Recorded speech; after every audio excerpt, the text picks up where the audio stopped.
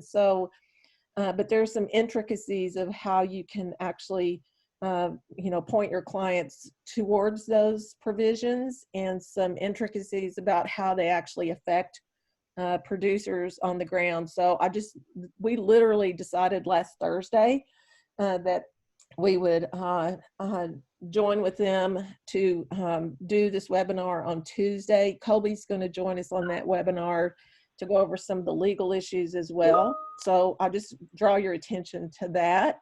The guide is already, you know, you've got a link to it there. They've really worked around the clock to get this guide ready for all farmers and ranchers.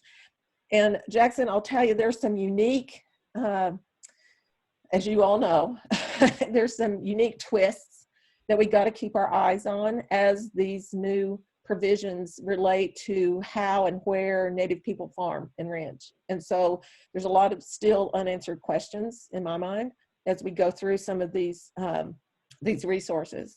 The other thing I wanted to, and I'm assuming you all are going to talk about our business series, our farm financial management series that we're doing with you guys.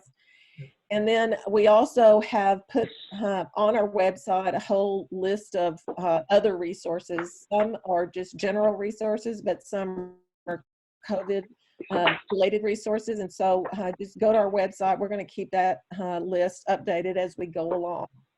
So the other thing I shared with you as a part of you know, the addition of the slides that I provided is that Intertribal Ag Council actually has a survey out right now, and they are still gathering information from farmers and ranchers and food people. But I think it's important for folks to actually take a look at that survey so that we can keep, you know, good data coming in, because we're all going to need it. And with that, I'm just going to be quiet for a little while, other than to say this. I've been through this before. I've never been through a pandemic before. None of us have, really, who are alive. But I've been through the upheaval of the 80s farm financial crisis. It hit Indian country very hard. It led actually to the creation of the Intertribal Ag Council. And it led to a lot of other resources that didn't always fit us properly, right? But we have got to join together. We got to work together seamlessly as we reach out and put some support systems under our food people. It's going to take all of the types of organizations that are eligible to apply for NAAF funding. And we got food systems improvement work we need to be doing anyway, but the COVID piece is really going to cause us to really pull together even more importantly than we ever have before. That's what happened in the 80s. The ag systems and the farmers and ranchers literally had to rally around and make sure everybody was taken care of as much as possible. Because, you know, the impact right now is real, but the real impact for farmers and ranchers is going to be a year or two from now as well. So I'll just leave it at that, and willing to answer questions and visit with anybody on the call. Thanks. Thank you, Janie, and thank you for being generous with your time and really leading the charge with the Native American Ag Fund. Obviously, this is a great resource. The Ag Fund and your grants are a great resource for Native CDFIs. We have several Native CDFIs that are on today that are recipients, and I know there are several more that are interested in partnering. So thank you for that. I'm going to pause really quickly, see if anybody has any initial questions for Janie, but I think the next speaker also is going to tie in really well, and I think there could be speakers for both, questions for both. But I want to pause. Does anybody have any questions for Janie? Yeah, it's kind of hard to ask a question right there. I have one question for her. Excellent. Hi, Jamie. This is Laura. Laura Bloomberg. Where the Keep Seagull money was, like, did you go to like the Western tribe? Is it all across the United States that the money went towards for projects? Yeah, Laura, we actually have I think there's a map on our website about where this first year of funding went. There's Mhm. also a map of the fast track grantees that actually came out prior to the fund even, being started. And so Mhm. those, we have maps that are available that show the distribution. But I'll tell you, I actually thought you were going to ask the question of where the Keep Seagull claimants came from. The map of Keep Seagull claimants literally is all over the U.S. There was only one state that did not have Keep Seagull claimants in it, back several years ago. And Mhm. so we got applications from all over the country, and the funding decisions made by the trustees were really kept that in mind, that those claimants came from everywhere. And the applications we got were from everywhere. And we ended up funding literally projects all over the country. Because I'm with Northern Shores Community Development, and I'm in Michigan, in the upper part of Michigan. And in Michigan, we have like the most Indian native farmers. And we went for the Keep Seagull, but didn't get anything. But I don't know if we were like late or something. But I wondered if there's like any projects. I mean, because we're trying to have our tribal people want to start farms, and they're starting farms instead of getting food assistance, because our tribe has a big food assistance program. We've had our program going because we work with Michigan State University here in Michigan. So is there anything that we should, like, you have ideas of who we could, ideas of like what they're looking for this year or for Keep Seagull? Yeah, Or actually, yeah, Laura, if you go to and if you pull it up, Jackson, that other slide deck that had the RFA, the web link, if you go to that, Laura, you can pull out the entire, front to back request for application. And we've got some language in there that specifically talks about CDFI, but we also are looking for applications of, from not just from 501c3s, eligible organizations. There's only 4 that we can get them from, which CDFIs are one of them. But the topic areas really sit across business assistance, technical support, agricultural education, and advocacy. Those are incorporated into the trust agreement as the 4 big mission areas that we can fund around. But, the trustees have taken a very broad definition of what those mean, as well as, not just farmers and ranchers, but fishers and hunters and gatherers and just food people. And so just take a look at that. And if anybody's got any questions, they can email us from the website, grants@nativeamericanagfund.org, and we can take care of those just on an as they come in basis. I hope that helps. Yeah, thanks. And just note they're due June 1st, so 1 month from today. So, but really an excellent resource and something that's helping our native CDFIs. So thank you. And Jackson, before you move on, I'm just going to go back to that slide that has those 5 upcoming webinars around farm financial planning. Those tools, we're partnering with the Center for Farm Financial Management at the University of Minnesota. They actually were born out of the 80s farm financial crisis as well. And so their business planning, Jackson and Chris and Pete, y'all were all on that first webinar when they walked through the various tools that they have. Almost all of them, except for one, are totally free. And so I just encourage everyone on this call today to, get involved with us with these upcoming webinars, because those folks, I've known them a long time. I've been searching for ways over the years to get this information out to Native audiences, and we're doing it. Thank you. And it's really amazing information that can really help all of our producers and our CDFIs, quite frankly, meet the needs of their producers a lot, with a lot of detail and a lot of important information. So join us. Absolutely. Yeah, I really need to underline that. the folks from the Center for Farm Financial Management are these top-notch economist folks that also work in the ag industry, and there's quite a bit of overlap with CDFIs and lenders in particular. That some of their products are lending products that other banks and CDFIs use to lend.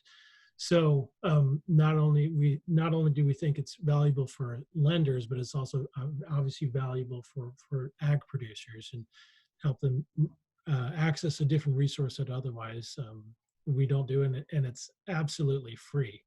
And so if you go to either Native CDFI Network's website or the Muskogee Fund's website, and as well as the Native Ag Fund's website, you should be able to get a look at the video from last Wednesday. The next one is coming up this coming Wednesday at 3 o'clock, and you can go to either of those either any one of those three websites and click on registration for the next week, which will be business planning, which I think would be pretty interesting. And then continuing in this vein, and I think we'll probably overlap and come back to Janie again, we're pleased to be joined by Colby Duren, and he's the director of the Indigenous Farm and Ag Initiative. Colby's also got an extensive background in policy, and he's also a lawyer. I think I met Colby when he was working at NCAI, and he's gone off and done several things. So really happy to have Colby here and joining us on the call. Yeah, he's worked with the Native American Rights Fund and just really good, great background, and also worked on the Farm Bill along with Janie, which we asked him to touch on it as well. So Colby, I got your slides up here, and I'll hand it off to you. Well, thank you very much, Jackson, and everyone on the call from the Native CDFI Network. Really glad to be joining you and talking with you all a little bit about just some of the work that we do and all of that. I'm very honored to be here on a call. This is a very very kind of exciting and interesting. Thinking about looking at the folks that are on here and being able to join this call and talk with Janie, but a lot of folks that on here, particularly. I see Jackie Peta and Sherry Solway Black, who I worked for at NCAI. So very honored to be able to be on the call with you all, and wanted to acknowledge you all for all the stuff that you've all done with this. Again, I'm the director of the Indigenous Food and Agriculture Initiative, and we were founded at the University of Arkansas Law School by the founding director, Janie, and the Vice Chancellor, Stacy Leeds. We moved with Vice Chancellor Leeds to the Office of Economic Development in July 2018. And I think that really fit with the mission that the initiative was founded with. And it's really to help enhance wellness and health in tribal communities, really looking at advancing food systems and agriculture as diversified economic development, and ensuring that cultural food traditions are protected and part of that all throughout Indian country. You can go to the next slide. So we do a lot of different things, and we try to talk about the work that we do by really having it be more about food sovereignty, and food sovereignty becomes such a buzz term, but our work really is focusing on putting the tribal sovereignty and food sovereignty and underlining the important component that tribal sovereignty brings and means within that context. So all of the different policy research work that we do, educational tools and things that we develop, kind of really fit around that component of being able to work and help support tribal governments, tribal food businesses, and tribal producers to further along their production and provide food to their communities and citizens. So we do a lot of different things. We do produce safety training under the Food Safety Modernization Act, and we're developing an alternative curriculum for that. We also launched a model tribal food and agriculture code that came at the end of December 2018. It's something that Janie envisioned and completed as we launched that out. And so it's an entire 19 title code for tribal governments to take, find the relevant pieces, mold it and shape it to fit the specific needs of their production, their community, the things that they want to protect and uphold. As well. So we offer any type of discussion and support with that. We've probably done outreach and work with about 200 about almost 30 tribes talking through different components of that. We do food policy roundtable discussions. We also support the National Association of Food Distribution Programs on Indian reservations, NAAF, Dipper, and some policy work as well. We have our Native Youth and Agriculture Leadership Summit, which is entering its 7th year. An incredible opportunity, and so with the world we're in now, we're looking at moving that online, and hopefully that'll be another really good experience for the Native youth leaders that have come out of that program and have done so many incredible things in their communities. We also help tribal food businesses scale up, take the next step in agriculture business, whatever that may be, they're small or large. And then we also have a 638 tribal self-government project to help support that within food and agriculture to further that along, not only at USDA, but also in some other food and agriculture opportunities as well. Some of the work that we'll talk about probably in depth is the work of the Native Farm Bill Coalition. And at the Indigenous Food and Ag Initiative, we are the research partner in that. We have a link to COVID resources, which I think everybody does on our website. So there's a lot of different things that are on there as well that we'd be, want to make sure that folks have access to. So we've also done some webinars, and those are all posted on there that are walkthroughs of some of the different challenges and questions around food that we've gotten. I know there's a lot of questions about food being safe. So we've kind of addressed that in that as well too, and looked at some of the policy components that have come along and also what's probably needed in subsequent packages. So for the Native Farm Bill Coalition was really founded in October 2017 with some of the founding members, and was really led by the Shakopee Metawakan and Sioux community, Intertribal Agriculture Council, NCAI,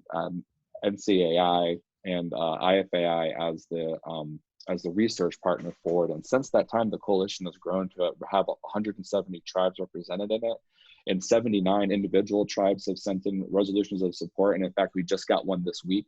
So if your tribe or tribal organization has not joined on yet, I think now is a great time to be able to do that. It's something that's completely free, and just being able to try to get as much word out as we can. We also have very strong allied organizations and support, and especially Mazona Jewish Response to Hunger, who's really supportive of helping uplift tribally led and tribally driven solutions and anti-hunger and food security issues. So in some of the subsequent bills that have come out, there's been a little bit of, I would say, support for agriculture, but the biggest news today is that one of the top line things Congress is looking is to try to get more money for ag. So as we're going through this, and I think, wanted to invite you all to, if there's any additional solutions or things that can be helpful for Native CDFIs long-term and their lending and support of ag businesses and ag-related businesses. Those are different things that I think are going to be important. One thing you're starting to see in this is that there's a lot of money flowing, but particularly in agriculture, there needs to be a look at some ways to have some long-term stabilization and to be able to fix and ensure the protection of production and farms, so that at this time that food production and food supply chain systems aren't going to be impacted, or going to have this, particularly if we're in a place where this is going to be kind of a rolling pandemic, or there might be times of uncertainty and having to do isolation and other social distancing practices for safety. So in the CARES Act, there's $100 million for the FDIPR program. That includes $50 million for food purchases and $50 million for facility improvements and equipment upgrades. There was $14 billion for the Commodity Credit Corporation, which is USDA Safety Net Fund, money for the Broadband Reconnect program, including also the $25 million for the telemedicine funding as well too.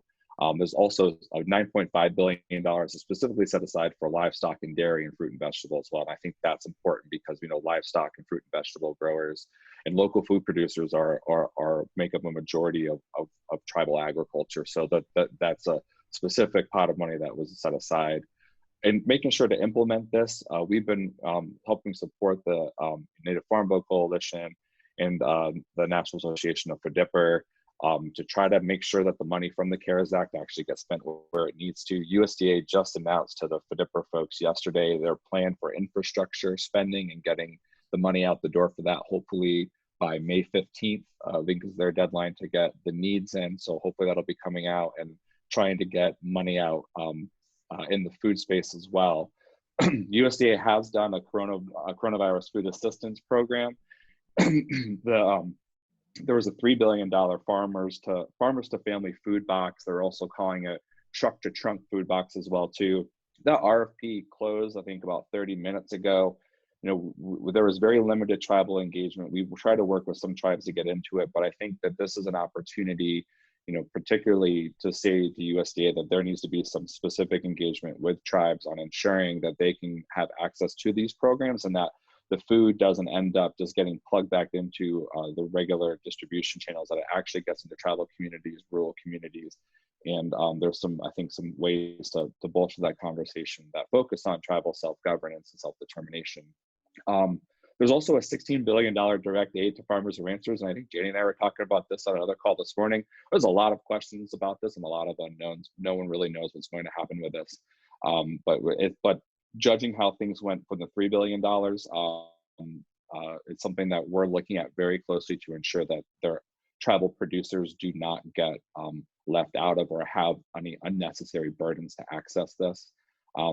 And one other thing we're trying to work through now is it wasn't in the CARES Act, but it was in the Families First Corona bill, was a bump up allowing SNAP benefits or the food stamp benefits to increase by 40%. There's no direct parity for FDIPR to try to increase either the amounts of food available within the categories of that food package. So we're trying to work with the agency on that, but that might require some legislation.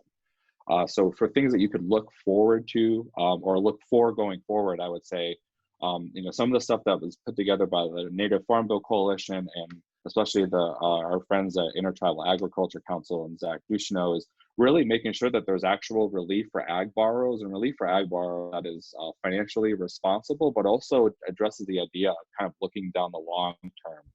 And that is, you know, deferral of any farm service agency principal payments for 2 years and extending those loans 2 years, authorizing the Secretary of Ag to make payments to lenders that are equal to a 2% interest buy down, but they also have to offer that same buy down to borrowers as well. And then looking to use farm service agencies, farm ownership loans to refinance real estate and other debts that keep folks in business at this time.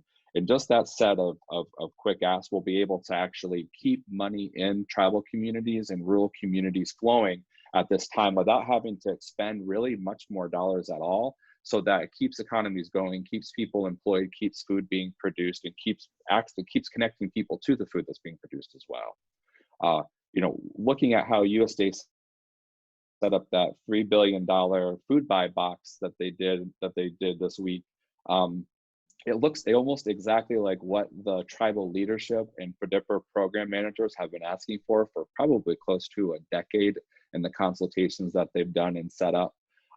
So making sure that the CARES Act money for FDIPR can be spent by tribes to buy locally and regionally from tribal producers or anyone in the area that has it, food that can be plugged into that program.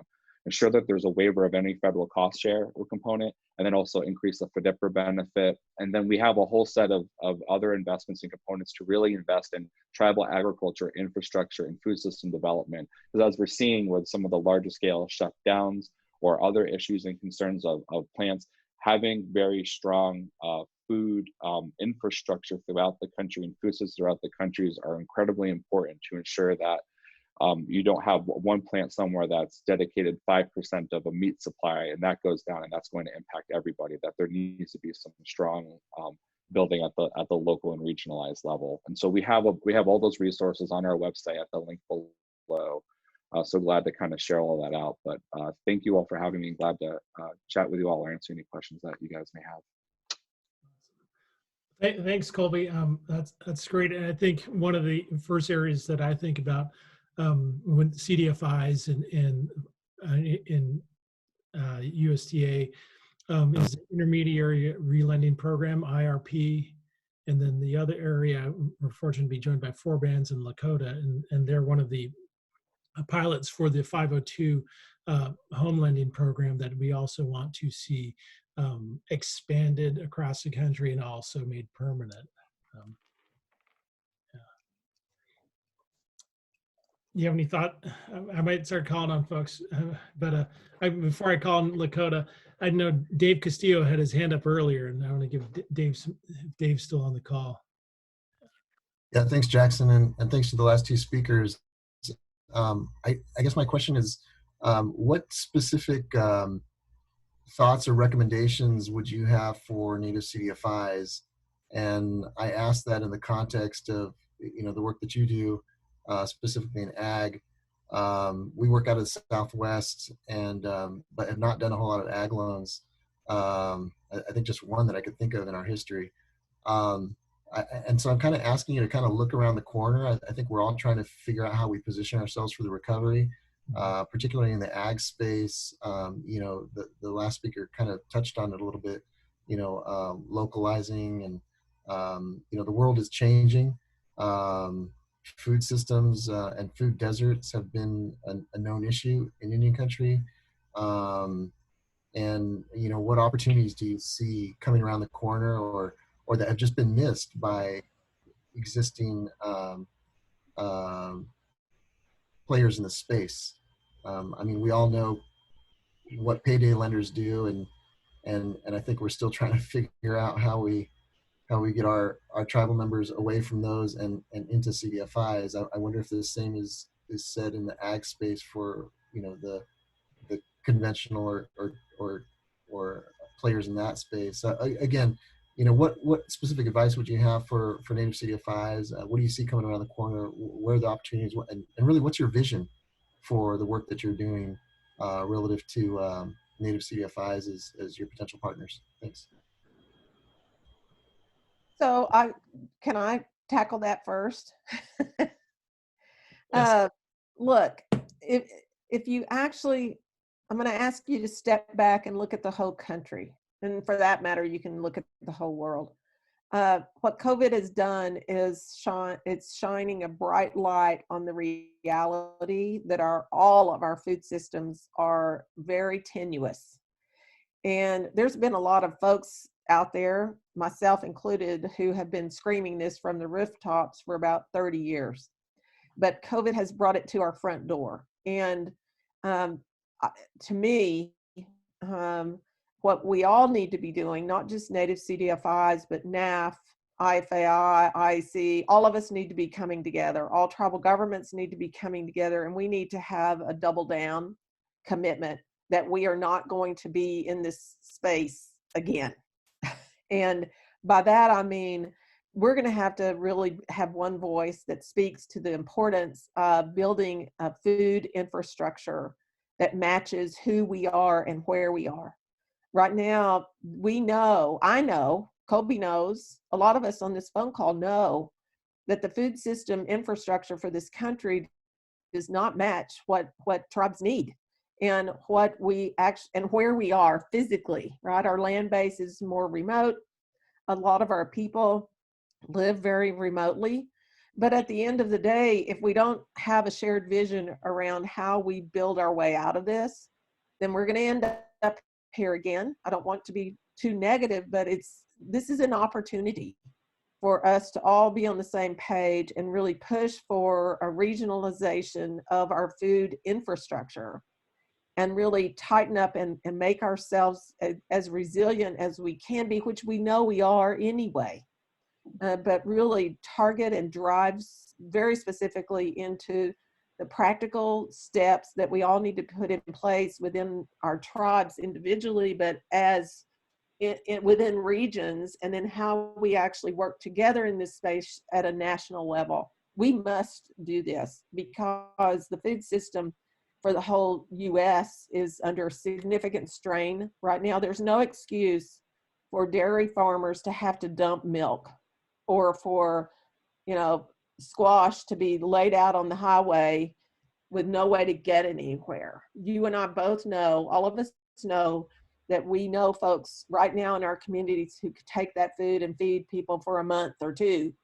But the systems themselves, and a lot of this can get really in the weeds, but it's transportation, logistics, you know, small food hub build out, small slaughter and further processing plant build out. There's those pieces of that puzzle cannot be ignored. We really have to step back and look and get all of our leaders, and not, I mean, I'm sure there's a lot of them, but we got to just get on the same page. I'm really concerned that we will not do that at this time, but we must. Well, we had a lot of small farmers in the 50s. My parents were, this is Laura Blumberg. I worked for Michigan Milk, which is a co-op for dairy farmers. I owned a food wholesale company for 25 years. It was called Gourmet Distributing. And then also when I worked for Michigan Milk, we had the herd buyout program, which was the federal government whole herd buyout program in the 80s.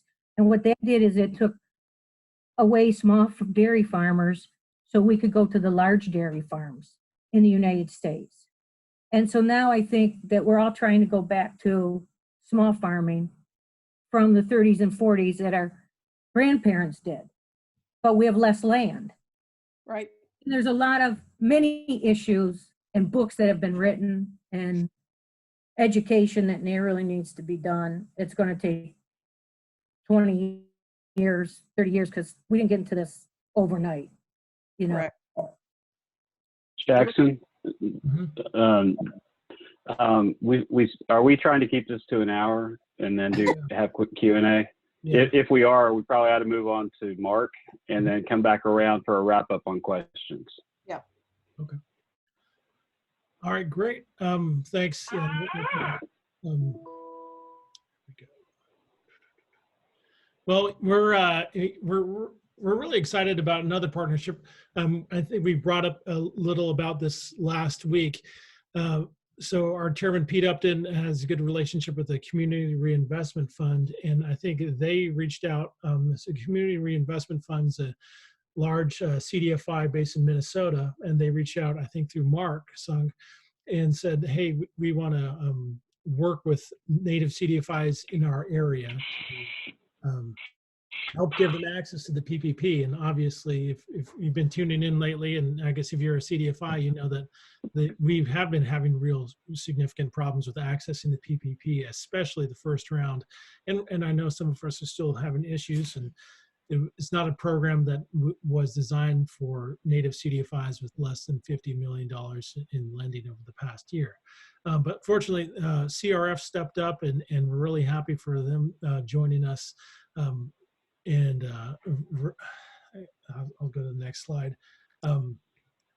But we thought it'd be great to bring Marcq on and as a lender from a big CDFI and talk a bit about what they all are doing with the PPP.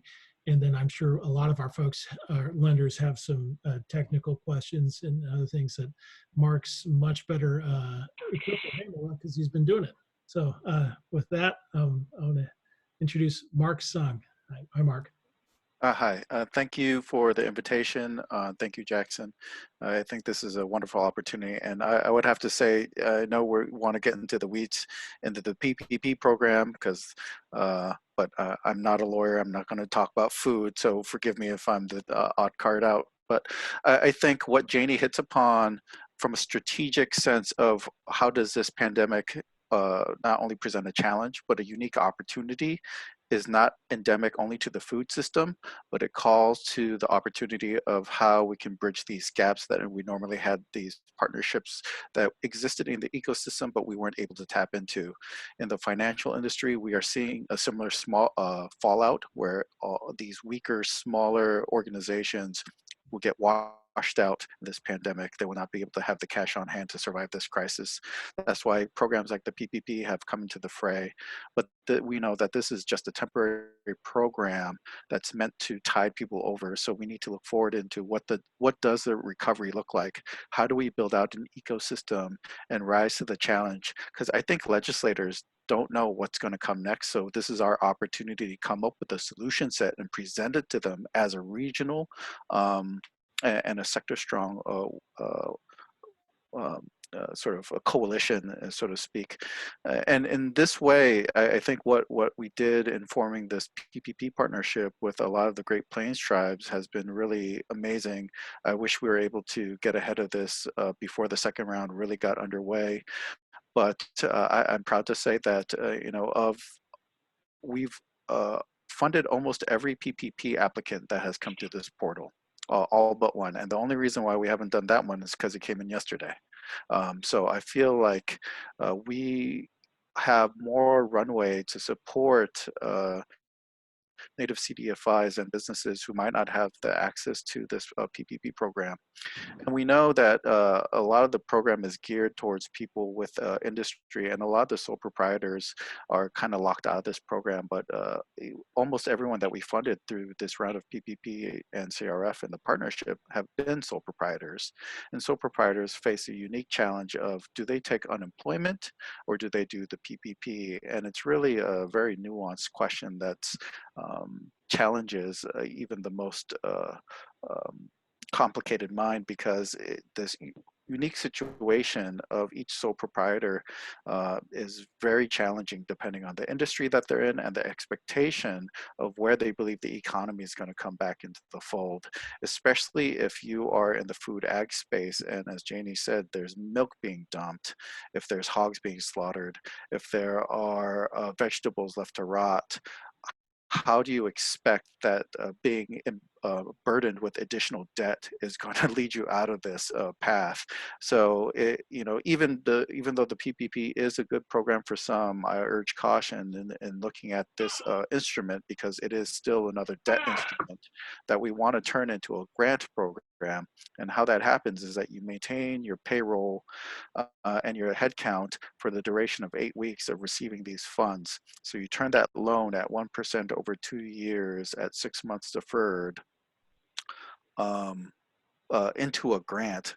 And at the same time, if you cannot meet your payroll expectations, if you cannot meet your full-time equivalent headcount expectations, that becomes a debt product in pro rata. So it's also about, is this the right tool for everybody? No, but I'm gladdened by the opportunity that this can open up other conversations as we come into the recovery phase of saying, how can we leverage the strengths of our relative organizations to provide aid to the small business owners, to the farmers that might be able to tap into programs that they may not have the access to, or how can we connect and form a different way of finding solution sets for these businesses. That's on a high brush what the program entails. We have our own origination software that we've been able to access the SBA system far more quickly than what other people have been experiencing. I don't know if you've seen in the news that said so many small businesses and banks got maybe 5 or 7 loans on their first day to the SBA e-Tran system. We were able to do over 500. And that's been a testimony to our own origination software that has been able to get a lot of these borrowers into the program. But again, it's what is that next stage? What does the recovery phase look like? And we still have some funding available through this Plains Region Native CDFI network. So if you are in the Great Plains area, we'd like to sort of help out some of these small businesses. I think the partnership also works really well because there is a referral fee. So these CDFIs who are sending there and providing some TA and know their borrowers, they get a 1% referral fee for sending these deals over. And because of the volume has been a little bit lighter, it's less than what we'd like, but I think there's an opportunity for us to also go back in front of philanthropic dollars, other financial dollars to say, we can leverage out these and support these small businesses and use the CDFI network of the Great Plains, and how do we embolden and bolster them throughout this crisis? Because we know it's not just the entrepreneurs who are at risk, but it's also the CDFIs, right? If the CDFIs, who are these intermediaries that provide the technical assistance and the guidance for these businesses, start to fall away, then who is going to help these entrepreneurs? Right? They know their community extremely well. And let us not forget also those who are the ecosystem builders in their regional areas, and what can we do to leverage the ecosystem in a much broader sense and sort of move the support where it's most needed. So I'll stop there. I know we don't have that much time left, and if there are some very specific technical questions, I'll try to answer them. This is Christopher. Mark from Muskogee phone in Oklahoma, but I was asked a couple of specific questions. Sure. One, for the self-employed, what documentation is needed to make sure that they're compliant so the loan is forgiven and it doesn't revert to a debt vehicle? Yeah. So can you kind of give an overview of what the checklist might be? Yeah, and it's really hard for the sole proprietor. It's you know, the Treasury came out with this program about less than a month ago, and they are still providing guidance even up till yesterday about how to deploy the PPP dollars. And so they haven't quite come to how do you account for it on the other end. And what's interesting about a sole proprietor, right, is that you have yourself, and the idea is you keep yourself employed for the duration. And what the PPP is in some ways doing is telling these entrepreneurs, don't go on unemployment. You will get your funding through the PPP funding. So essentially, keep yourself, don't fire yourself for 8 weeks. don't do such a bad job that you have to hit yourself on the way out. You have to pay yourself for the duration, keep a record of it, and stay in business for that duration for the full forgiveness. Mind you, the SBA deploys these dollars through each lender, so the lender might have additional guidance that you're working with to say, these are the documents that would satisfy us to send on to the Treasury. But essentially for the sole proprietor, it's a bit more challenging, but keep paying yourself for the duration with the funds that you've received, and make sure that no more than 25% of that goes to other expenses such as utilities, mortgage interest, rent, those other qualifying expenses and costs. 75% at a minimum has to go towards paying yourself, essentially. So that'd be their salary expense or salary benefits, that sort of thing. Exactly. Okay. Is it possible, Marcq, you could share with Jackson later to disseminate to Native CDFI Network some specific, maybe that latest release on this topic? Yeah, I'll share what we have. They actually have not provided any guidance on what each lender must do to attest for maintaining their payroll. As they are building the road as they're driving the car, and knowing how well this government is run, we're not talking about a good car or a good road. Okay. I'll share what we can, and because we have this relationship, I'll continue to provide Jackson with more information to share with everyone on this network. Well, thank you also for this partnership you're doing with Native CDFIs in your region, and hopefully it's successful, and hopefully we can duplicate that with other funders in other parts of the country. Absolutely. So thank you. Yeah. Thanks. And I want to acknowledge Four Bands in Lakota, who's also joining us. They put together they put together their own regional network of folks, and they invited us to come join them. And then when we heard about the resource with CRF, then Pete and it felt like it was a natural connection to connect them. So thanks, Lakota. Yeah.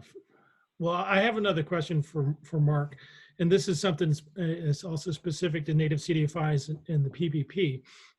Mm-hmm. There were a few CDFIs in the that had trouble accessing the PPP for themselves. Specifically, their local SBA thought that because CDFIs are lenders, they were not eligible. This despite the fact that the law specifically says that 501c3s are eligible, and then their guidance later on said except for 501c3s. So I'm not a lawyer, but I'm assuming the law trumps the rules from the SBA. So I guess long way of saying, so if you're a CDFI who got the PPP, would you recommend spending that money, or would you recommend holding on to it? Yeah, so I can only share perspective from everything that we've seen across the country. We have worked with multiple CDFIs who have applied and received PPP funding, and the SBA guidance has said 501c3s qualify, but lending institutions do not. And so a lot of these CDFIs fall into that area. For some CDFIs, they've made the calculated risk to say, we will accept the funding and spend it. Other people have said, we could really use the funds, but we don't want to be penalized for it. So if there's a clawback, we'll just take the money, escrow the funds, and then receive proper guidance, and if it comes out in the wash that we can spend it, then we have it readily accessible.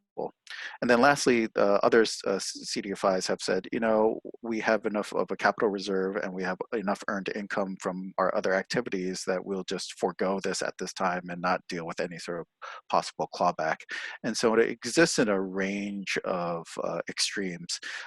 From my personal take, it would be really astonishing for the Treasury to have the capacity to both look at all the taxes that are coming in, also review any SBA PPP that is $2 million plus and audit all those loans, in addition to scrutinize everyone that's gone through the program.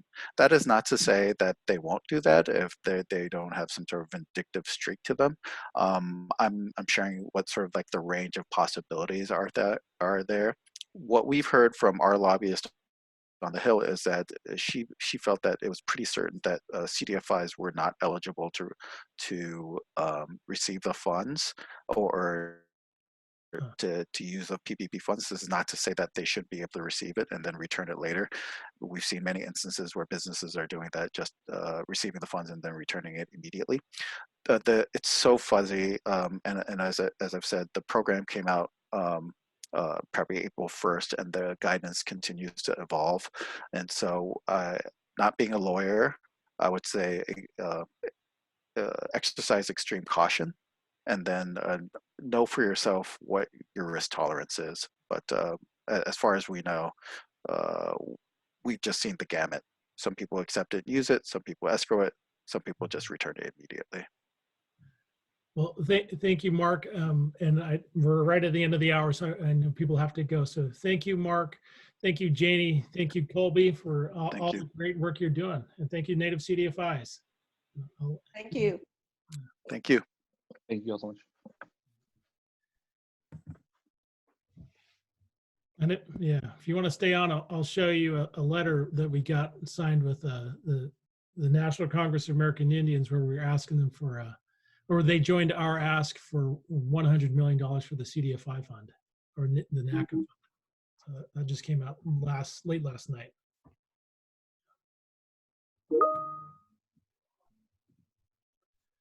Cool. So Jackson? Yep. Would it be okay to share any questions that we didn't get to with all of us so that we could respond offline if we need to?